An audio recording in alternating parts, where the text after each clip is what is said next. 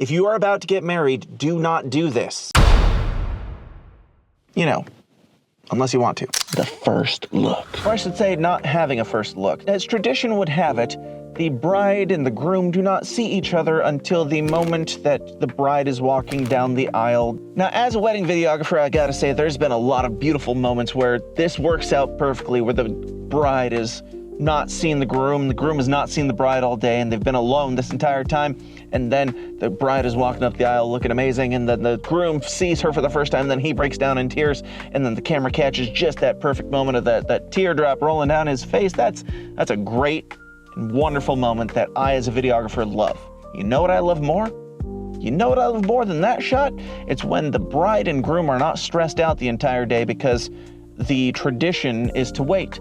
Because the tradition is to not be together for the majority of your day where you're celebrating your union of coming together. The tradition is to wait and see at that time and endure all the stress alone. The first look in modern times has kind of taken over that tradition, and for a good reason, because the first look is where, rather than waiting until you see each other walking down the aisle or all that, those complications, we set the groom up in a spot, everybody's dolled up, whatever, you got your hair and makeup, he's got his suit, tie, all that on, and then the bride comes out, walks up behind him, taps him on the shoulder, he turns around, they see each other, they cry, they have all those same emotions, they have the same stuff that you would have gotten walking down the aisle, but there's not the stress of doing it in front of a horde of people. There's not the stress of not being together for the entire wedding day, having the bride and the groom being able to have more time together on their wedding day where they can alleviate some of each other's stresses and concerns. They can problem solve together rather than playing a game of telephone. This also selfishly makes it a lot easier for the photographers and videographers because you are there, you are having this emotional experience together,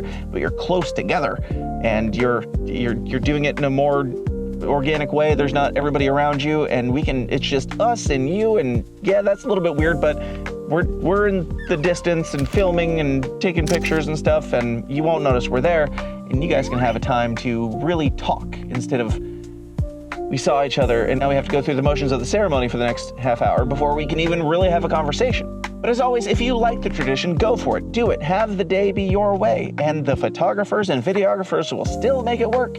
We are more than happy if you are comfortable. I've just noticed over the years that doing the first look tends to actually make the bride and groom even more comfortable.